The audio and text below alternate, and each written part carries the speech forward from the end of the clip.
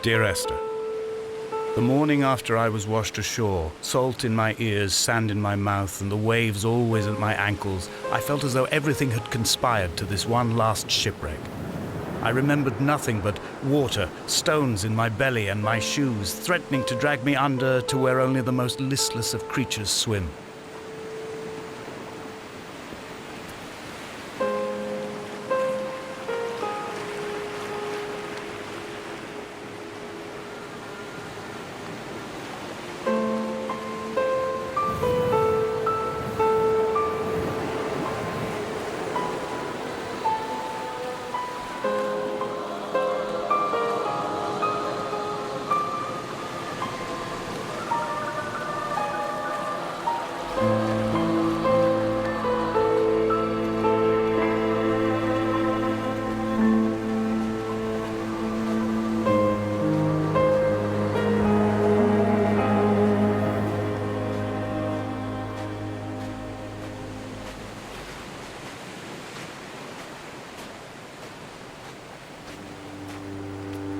When you were born, your mother told me, a hush fell over the delivery room.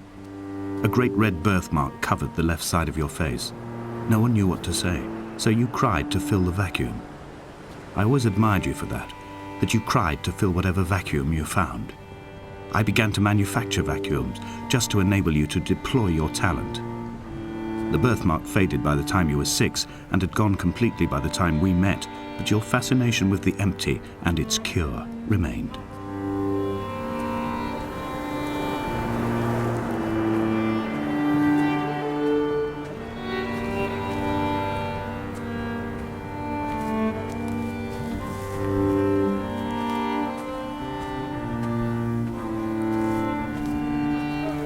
Reading Donnelly by the weak afternoon sunlight.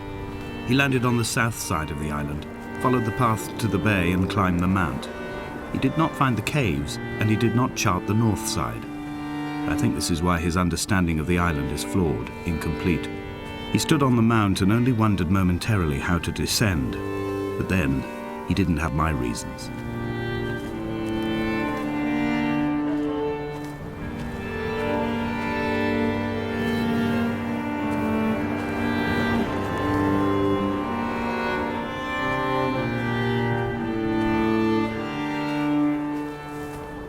When someone had died or was dying, or was so ill they gave up what little hope they could sacrifice, they cut parallel lines into the cliff, exposing the white chalk beneath. You could see them from the mainland or the fishing boats, and know to send aid or impose a cordon of protection, and wait a generation until whatever pestilence stalked the cliff paths died along with its hosts. My lines are just for this: to keep any would-be rescuers at bay. The infection is not simply of the flesh.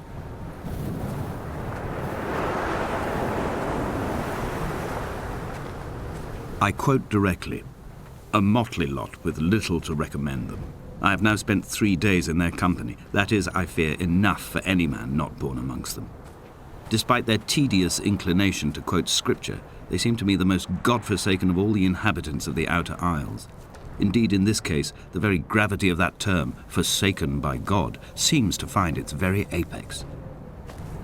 It appears to me that Donnelly, too, found those who wander this shoreline to be adrift from any chance of redemption. Did he include himself in that, I wonder?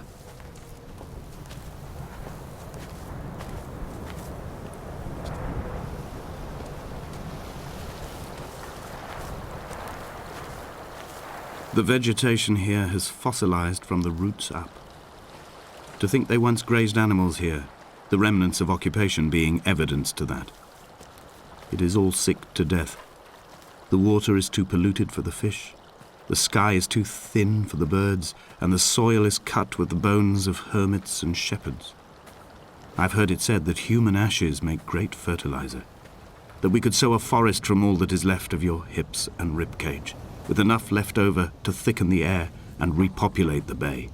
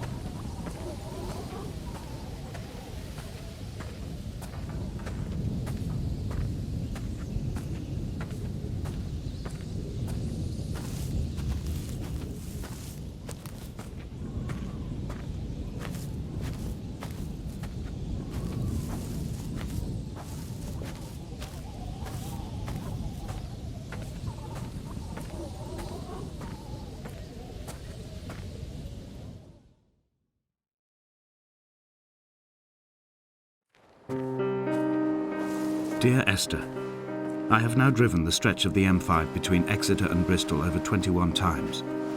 But although I have all the reports and all the witnesses, and have cross-referenced them within a millimetre using my Ordnance Survey maps, I simply cannot find the location.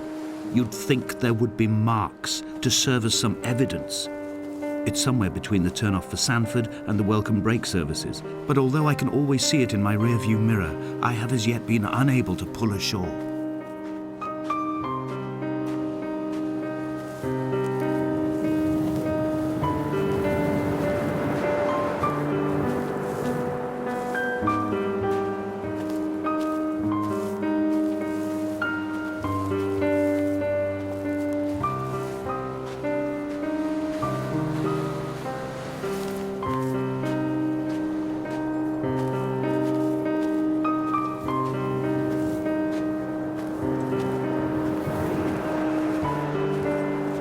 I had kidney stones and you visited me in the hospital.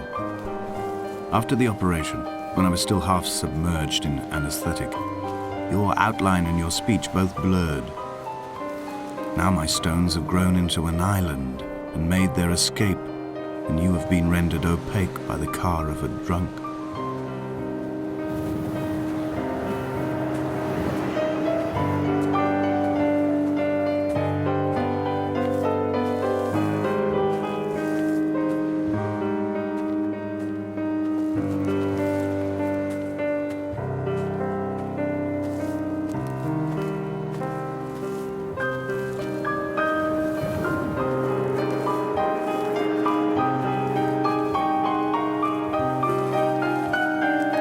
I've begun my ascent on the green slope of the western side. I've looked deep into the mountain from the shaft and understood that I must go up and then find the way under. I will stash the last vestiges of my civilization in the stone walls and work deeper from there.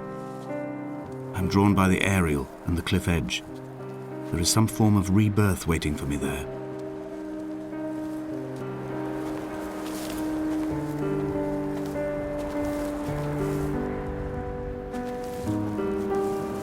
They found Jakobsen in early spring. The thaw had only just come. Even though he'd been dead nearly 7 months, his body had been frozen right down to the nerves and had not even begun to decompose.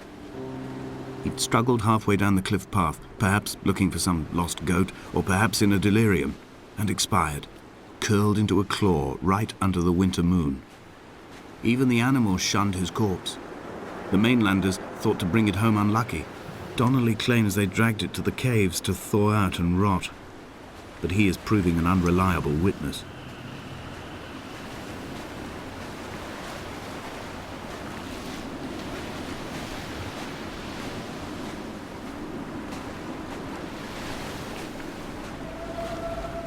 Climbing down to the caves, I slipped and fell and have injured my leg.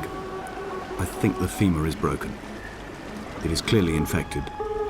The skin has turned a bright, tight pink, and the pain is crashing in on waves, winter tides against my shoreline, drowning out the ache of my stones. I struggled back to the bothy to rest, but it has become clear that there is only one way this is likely to end. The medical supplies I looted from the trawler have suddenly found their purpose. They will keep me lucid for my final ascent.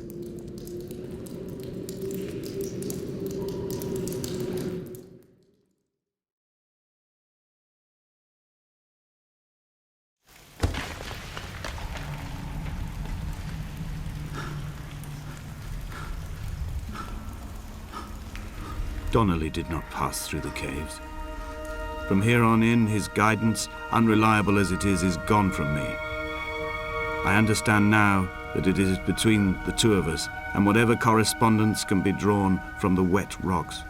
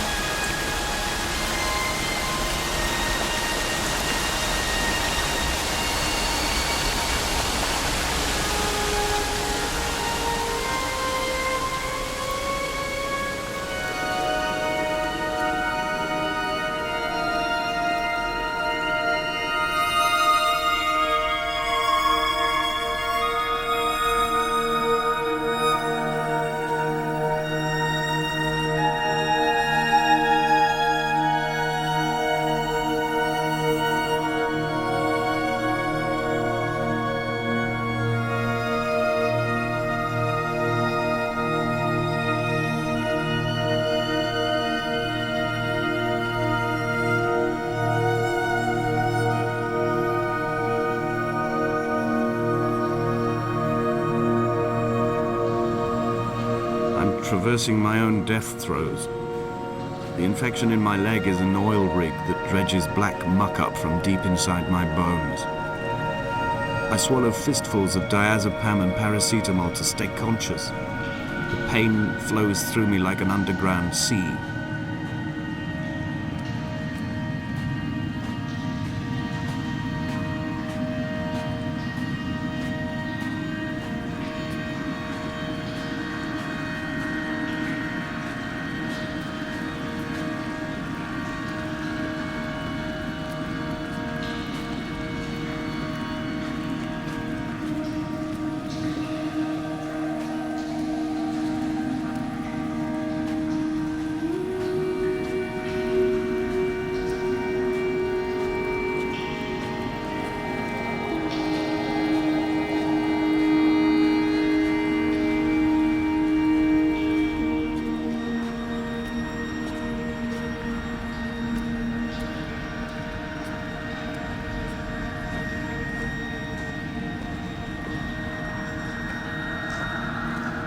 This is a drowned man's face, reflected in the moonlit waters. It can only be a dead shepherd who has come to drunk drive you home.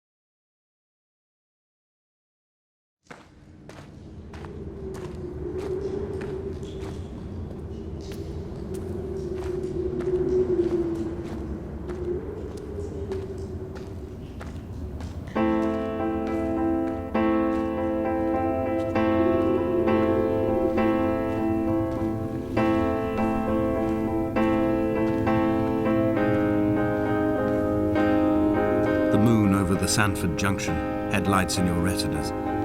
Donnelly drove a grey hatchback without a bottom, all the creatures of the tarmac rose to sing to him. All manner of symbols crudely scrawled across the cliff face of my unrest. My life reduced to an electrical diagram. All my gulls have taken flight. They will no longer roost on these outcrops. The lure of the moon over the Sanford Junction is too strong.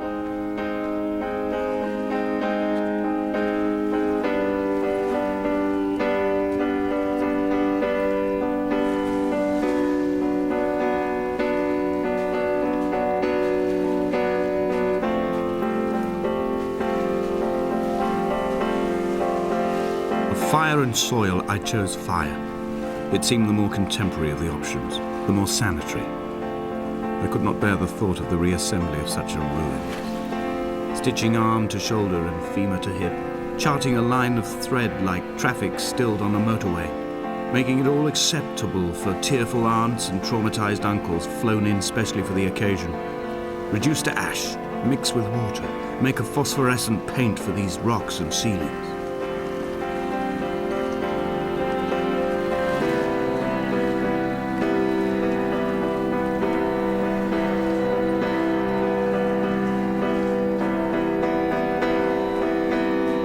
Hall, by the roadside, by the exit for Damascus, all ticking and cooled, all feathers and remorse, all of these signals routed like traffic through the circuit diagrams of our guts, those badly ridden boats torn bottomless in the swells, washing us forever ashore.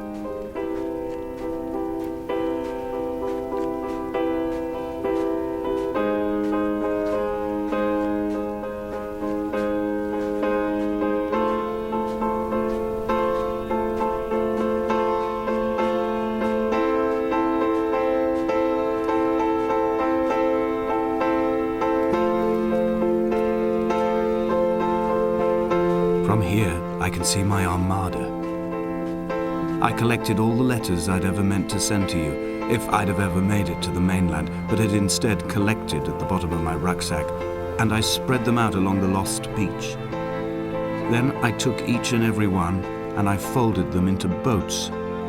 I folded you into the creases, and then, as the sun was setting, I set the fleet to sail. Shattered into 21 pieces, I consigned you to the Atlantic, and I sat here until I'd watched all of you sink.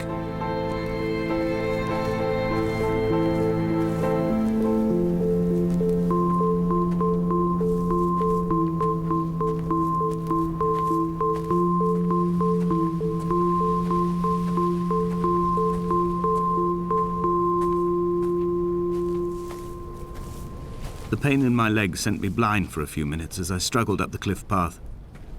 I swallowed another handful of painkillers, and now I feel almost lucid. The island around me has retreated to a hazed distance, whilst the moon appears to have descended into my palm to guide me. I can see a thick black line of infection reaching for my heart from the waistband of my trousers. Through the fugue, it's all the world like the path I have cut from the lowlands towards the aerial.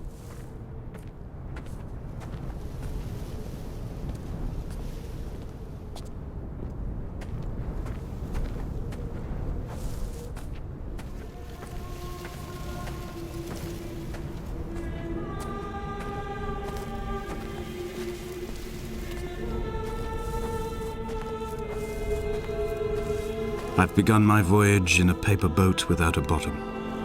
I will fly to the moon in it. I've been folded along a crease in time, a weakness in the sheet of life. Now you've settled on the opposite side of the paper to me. I can see your traces in the ink that soaks through the fiber, the pulped vegetation. When we become waterlogged and the cage disintegrates, we will intermingle. When this paper aeroplane leaves the cliff edge and carves parallel vapor trails in the dark, we will come together.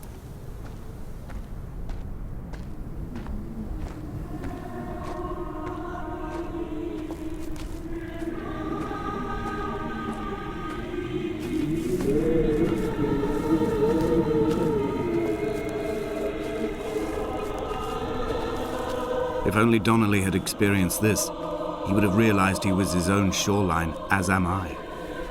Just as I am becoming this island, so he became his syphilis. retreating into the burning synapses, the stones, the infection.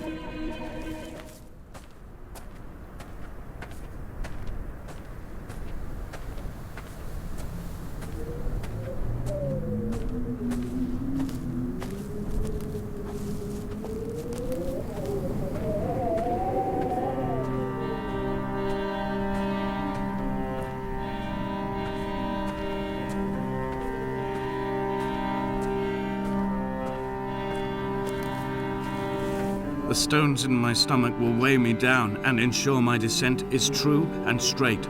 I will break through the fog of these godforsaken pills and achieve clarity. All my functions are clogged, all my veins are choked. If my leg doesn't rot off before I reach the summit, it will be a miracle. There are 21 connections in the circuit diagram of the anti-lock brakes. There are 21 species of gull inhabiting these islands. It is 21 miles between the Sandford Junction and the turn-off for home. All these things cannot, will not be a coincidence.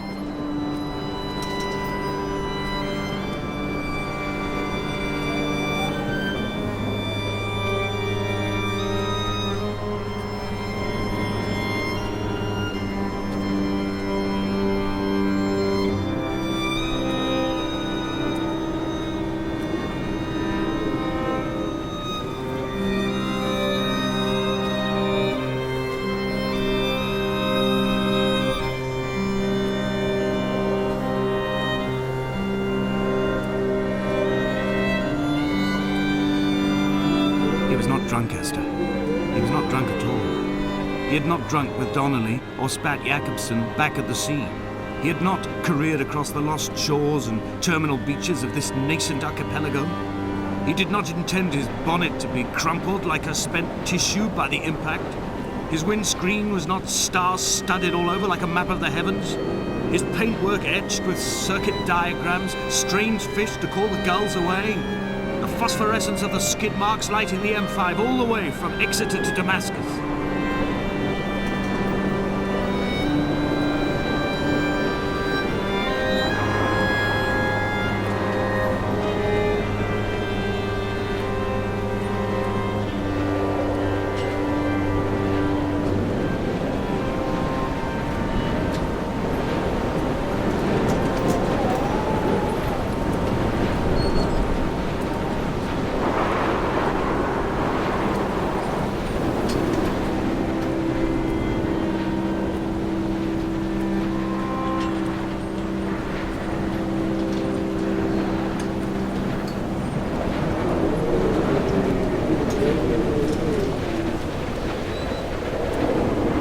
Run out of places to climb.